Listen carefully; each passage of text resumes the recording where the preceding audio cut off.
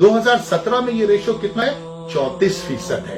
आपको पता है मेरी प्यारी बहन, स्टैटिस्टिक्स की बात करते, पढ़ी लिखी बात हो रही है ना, कोई मतलब चीखम पुकार गालम गलोच नहीं हो रही, ठीक है ना। मेरी प्यारी बहन, 4 में से 10 बच्चे जो इस माशरे में पैदा होते हैं ना, उनके बापों के नाम नहीं पता होते। मेरा जिस्म मेरी मर्जी मेरा जिस्म मेरी मर्जी, राइट। और हुकूक मार्च, ये जो हुकूक है ना, ये हुकूक मैं बताता हूं आपको कि इन 4 बच्चों के हुकूक, इन 10 औरतों के हुकूक, जिन्होंने 4 उन बच्चों को जन्म दिया, जिनके बाप का ना पता हो, ये कौन दिलवाएगा इनको? आपको पता है कि 80 से 90% औरतें इस आपकी नजर में जो आइडियल माशरा है, आपकी नजर में जो आजादी वाला माशरा है, उसके अंदर 90% खवातीन सुबह से शाम तक नौकरी करती है, मेरे ऑफिस के बाहर खड़ी होती है, मेरे अल्लाह की करम से और मेरी माँ की दुआ से सामने खड़ी होती हैं और कहती हैं कि खुदारा कोई ऐसा सिलसिला निकाल लो कि हमारे बच्चों के सर पर एक शेल्टर आ जाए, हमारी जेब में 2 वक्त की रोटी के पैसे आ जाए। खुदा की कसम, मैं आपको यहाँ 28 साल का तजुर्बा बता रहा हूँ मेरी बहन, आप किस माशरे की बात करती हो।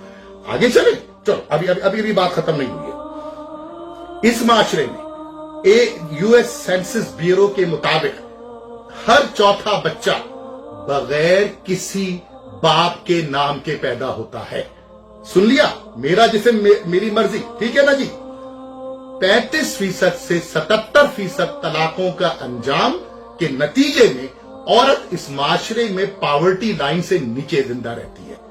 इस माशरे में जिसकी आप मिसालें और जिसको आइडियल आप समझ रही हैं, जिसके नाम पर आप मेरी माओ बहनों को गुमराह कर रही हैं, उसमें 77% औरतें पॉवर्टी लाइन से नीचे रहती हैं। आई समझे बात? पॉवर्टी का मतलब गुर्बत की लकीर से भी नीचे रहती हैं। आगे चलते हैं, ये भी छोड़ दीजिए। मैं आपको उससे भी गंदी एक स्टैटिस्टिक्स बताता हूं कि जब से पिछले 20 सालों में आपने चूरन भर जो आपके लोग आपके साथ मौजूद हैं और जो नारे लगाते हैं औरत के हुकूक के, आपने मेरे घरों में, अपने घरों में, अपने महल्लों में, अपने खानदानों में दर्जनों तलाक याफ्ता खवातीन को जन्म दिया।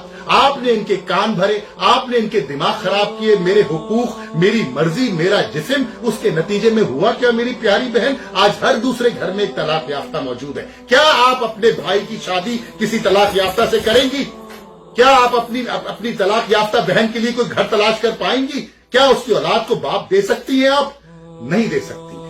ये अब मैं आपको जो बताने जा रहा हूं, उसके बाद मैं बात को दूसरी तरफ ले जाऊंगा।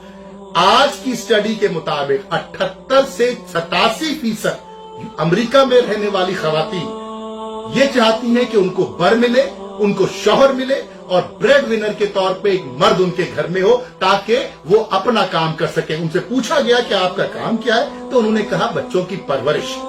ये है जवाब आज के इस अमरीकी माशरे का, इस वेस्टर्न माशरे का।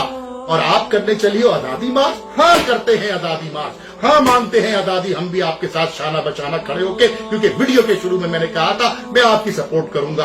आजादी मांगेंगे हम जुल्म के निजाम से, आजादी मांगेंगे हम जालिम के हाथ से, आजादी मांगेंगे हम फिरका वारियत के निजाम से, आजादी मांगेंगे हम बेशर्मी के निजाम से, आजादी मांगेंगे हम हुकूक की सल्बी के निजाम से, आजादी मांगेंगे हम नाइंसाफी से, आजादी मांगेंगे जमींदारों से, आजादी मांगेंगे हम वडेरों से, आजादी मांगेंगे हम जागीरदारों से। लेकिन उसमें आपकी आवाज नहीं निकलती।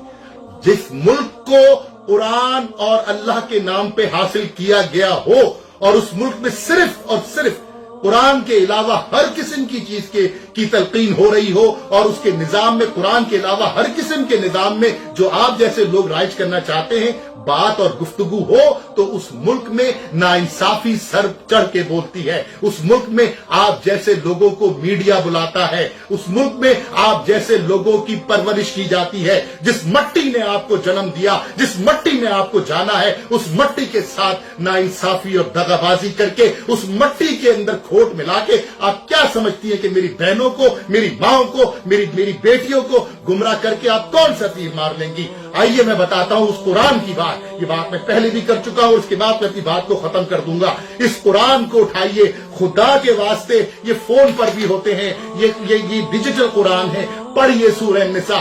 जिस वक्त आपकी ही जैसी लड़कियों को जमीन में दफनाया जा रहा था, जिस वक्त आप जैसी लड़कियां जब पैदा होती थी तो वो गाली तस्वुर की जाती थी, उस कुरान ने कहा कि ठहर जाओ, ये तो रहमत है।